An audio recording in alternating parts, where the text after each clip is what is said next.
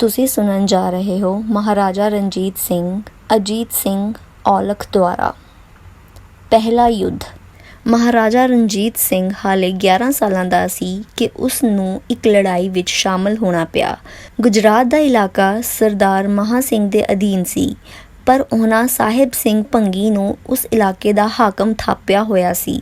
ਸਾਲ 1791 ਈਸਵੀ ਵਿੱਚ ਜਦ ਮਹਾਂ ਸਿੰਘ ਨੇ ਆਪਣੇ ਅਹਿਲਕਾਰ ਉਸ ਪਾਸੋਂ ਮਾਲੀਆ ਉਗਰਾਉਣ ਵਾਸਤੇ ਭੇਜੇ ਤਾਂ ਉਸ ਮਾਲੀਆ ਦੇਣ ਤੋਂ ਨਾ ਕਰ ਦਿੱਤੀ। ਮਹਾਂ ਸਿੰਘ ਪਾਸ ਹੁਣ ਯੁੱਧ ਤੋਂ ਬਗੈਰ ਹੋਰ ਕੋਈ ਚਾਰਾ ਨਹੀਂ ਸੀ। ਉਸ ਰਣਜੀਤ ਸਿੰਘ ਨੂੰ ਆਪਣੇ ਨਾਲ ਲਿਆ ਤੇ ਗੁਜਰਾਤ ਤੇ ਚੜ੍ਹਾਈ ਕਰ ਦਿੱਤੀ।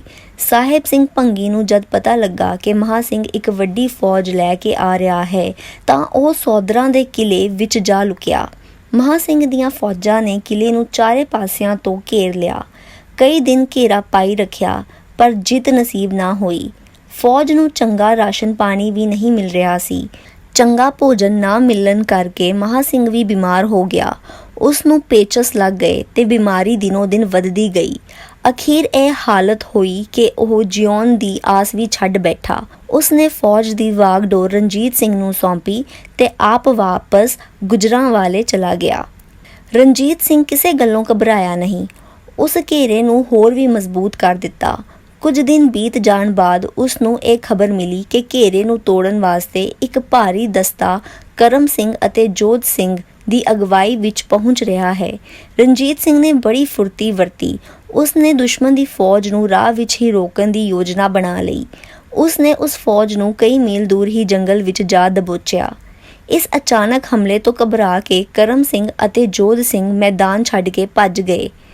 ਜ਼ਬਰਦਸਤ ਹਮਲਾ ਹੋਣ ਕਰਕੇ ਉਸ ਦੇ ਕਾਫੀ ਜਵਾਨ ਮਾਰੇ ਗਏ ਅਤੇ ਬਾਕੀ ਤੋਪਾਂ ਅਤੇ ਜੰਬੂਰਕ ਛੱਡ ਕੇ ਭੱਜ ਗਏ। ਮਹਾਰਾਜਾ ਰਣਜੀਤ ਸਿੰਘ ਤੋਪਾਂ ਅਤੇ ਜੰਬੂਰਕ ਪਾ ਕੇ ਬੜਾ ਖੁਸ਼ ਹੋਇਆ। ਉਸ ਨੇ ਇਹਨਾਂ ਤੋਪਾਂ ਨਾਲ ਕਿਲੇ ਉੱਤੇ ਗੋਲਾਬਾਰੀ ਤੇਜ਼ ਕਰ ਦਿੱਤੀ। ਅਖੀਰ ਸਾਹਿਬ ਸਿੰਘ ਨੇ ਅਧੀਨਗੀ ਮੰਨ ਲਈ ਅਤੇ ਮਾਲੀਆ ਦੇਣਾ ਮੰਨ ਲਿਆ। ਰਣਜੀਤ ਸਿੰਘ ਨੇ ਉਸ ਨੂੰ ਮੁਆਫ ਕਰ ਦਿੱਤਾ ਅਤੇ ਗੁਜਰਾਤ ਦਾ ਫਿਰ ਹਾਕਮ ਬਣਾ ਦਿੱਤਾ।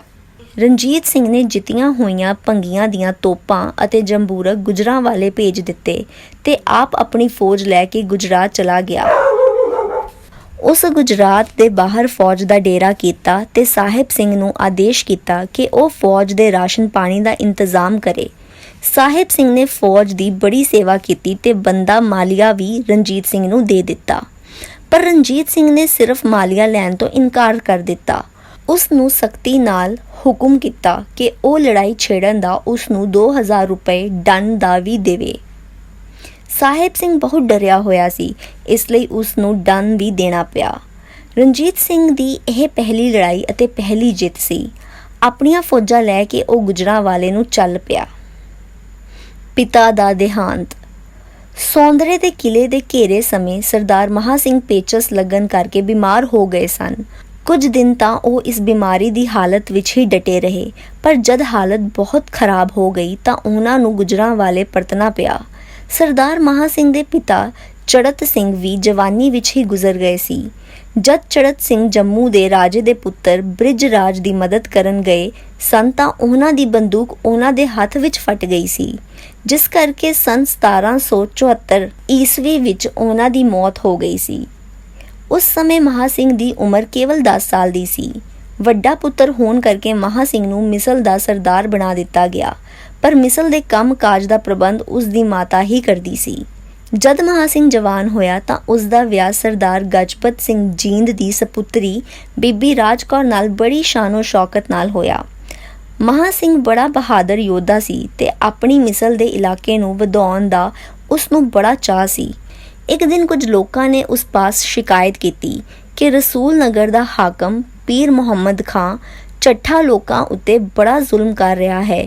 ਤਾਂ ਮਹਾਂ ਸਿੰਘ ਨੂੰ ਬੜਾ ਗੁੱਸਾ ਆਇਆ। ਉਸਨੇ ਆਪਣੇ ਨਾਲ 600 ਘੋੜ ਸਵਾਰ ਸੂਰਮੇ ਲਏ ਤਾਂ ਰਸੂਲ ਨਗਰ ਤੇ ਹਮਲਾ ਕਰ ਦਿੱਤਾ। ਪੀਰ ਮੁਹੰਮਦ ਨੂੰ ਜਦ ਪਤਾ ਲੱਗਾ ਤਾਂ ਉਹ ਬੜਾ ਘਬਰਾ ਗਿਆ। ਉਸ ਦੇ ਜ਼ੁਲਮਾਂ ਕਰਕੇ ਉਸ ਦੀ ਪ੍ਰਜਾ ਵੀ ਉਸ ਦੇ ਨਾਲ ਨਹੀਂ ਸੀ। ਜਦ ਉਸ ਨੂੰ ਬਚਾਅ ਦਾ ਹੋਰ ਕੋਈ ਢੰਗ ਨਾ ਲੱਭਾ ਤਾਂ ਉਹ ਭੱਜ ਕੇ ਕਿਲੇ ਵਿੱਚ ਜਾ ਵੜਿਆ, ਪਰ ਮਹਾਂ ਸਿੰਘ ਕਿਲੇ ਦੇ ਦਰਵਾਜ਼ੇ ਤੋੜ ਕੇ ਅੰਦਰ ਜਾ ਵੜਿਆ। ਮੁਹੰਮਦ ਖਾਨ ਲੜਨ ਵਾਸਤੇ ਅੱਗੇ ਨਾ ਵਧਿਆ ਤੇ ਮੂੰਹ ਵਿੱਚ ਘਾਹ ਪਾ ਕੇ ਖਲੋ ਗਿਆ। ਮਹਾਂ ਸਿੰਘ ਨੇ ਉਸ ਨੂੰ ਮੁਆਫ ਕਰ ਦਿੱਤਾ, ਪਰ ਉਸ ਦੀ ਜਾਇਦਾਦ 'ਤੇ ਕਬਜ਼ਾ ਕਰ ਲਿਆ।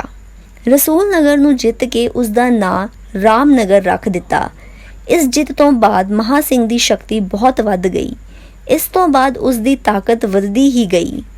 ਜਦ ਮਹਾਂ ਸਿੰਘ ਗੁਜਰਾਂਵਾਲੇ ਆਪਣੇ ਮਹਿਲ ਦੇ ਕਮਰੇ ਵਿੱਚ ਬਿਮਾਰ ਪਿਆ ਸੀ ਤਾਂ ਇੱਕ ਅਹਿਲਕਾਰ ਨੇ ਉਹਨਾਂ ਨੂੰ ਖਬਰ ਸੁਣਾਈ, ਮਹਾਰਾਜ, ਛੋਟੇ ਸਰਦਾਰ ਰਣਜੀਤ ਸਿੰਘ ਨੇ ਸਾਹਿਬ ਸਿੰਘ ਨੂੰ ਹਰਾ ਕੇ ਆਪਣੇ ਅਧੀਨ ਕਰ ਲਿਆ ਹੈ ਅਤੇ ਕਈ ਵੱਡੀਆਂ ਤੋਪਾਂ ਅਤੇ ਜੰਬੂਰੇ ਜਿੱਤ ਕੇ ਭੇਜੇ ਹਨ।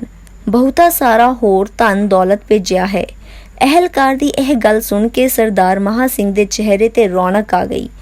ਉਹ ਕਿਸੇ ਆਸਰੇ ਤੋਂ ਬਗੈਰ ਹੀ ਪਲੰਗ ਤੋਂ ਉੱਠਿਆ। ਸੇਵਾਦਾਰ ਝੱਟ ਉਸ ਨੂੰ ਸਹਾਰਾ ਦੇਣ ਆ ਗਏ, ਪਰ ਉਹ ਕਹਿਣ ਲੱਗੇ, ਰਹਿਣ ਦੇਵੋ, ਅੱਜ ਮੈਨੂੰ ਸਹਾਰੇ ਦੀ ਲੋੜ ਨਹੀਂ। ਮੈਨੂੰ ਆਪਣੇ ਸੂਰਬੀਰ ਪੁੱਤਰ ਦੀ ਜਿੱਤ ਦਾ ਮਾਲ ਵੇਖ ਲੈਣ ਦੇਵੋ। ਇਹ ਕਹਿ ਕੇ ਉਹ ਕਿਸੇ ਸਹਾਰੇ ਤੋਂ ਬਗੈਰ ਬਾਹਰ ਨੂੰ ਨਿਕਲ ਗਏ। ਤੋਪਾਂ ਅਤੇ ਜੰਬੂਰੇ ਵੇਖ ਕੇ ਉਹ ਬਹੁਤ ਖੁਸ਼ ਹੋਏ। ਉਹਨਾਂ ਦੀ ਸੁਪਤਨੀ ਸਰਦਾਰਨੀ ਰਾਜ ਕੌਰ ਵੀ ਉਹਨਾਂ ਦੇ ਨਾਲ ਸੀ। ਕਹਿਣ ਲੱਗੇ, ਹੁਣ ਮੈਨੂੰ ਮੌਤ ਦਾ ਕੋਈ ਅਫਸੋਸ ਨਹੀਂ ਹੈ। ਮੇਰਾ ਬਹਾਦਰ ਪੁੱਤਰ ਹੁਣ ਮਿਸਲ ਨੂੰ ਬਹੁਤ ਅੱਗੇ ਲੈ ਕੇ ਜਾਵੇਗਾ। ਸੇਵਕ ਉਹਨਾਂ ਨੂੰ ਸਹਾਰਾ ਦੇ ਕੇ ਅੰਦਰ ਲੈ ਆਏ ਤੇ ਉਹਨਾਂ ਨੂੰ ਪਲੰਗ ਤੇ ਲਿਟਾਇਆ, ਪਰ ਉਹਨਾਂ ਦਾ ਧਿਆਨ ਬਾਹਰ ਵੱਲ ਹੀ ਸੀ। ਬਾਹਰ ਵੱਲ ਵੇਖਦੇ ਵੇਖਦੇ ਹੀ ਉਹ ਸਦਾ ਲਈ ਅੱਖਾਂ ਮੀਟ ਗਏ।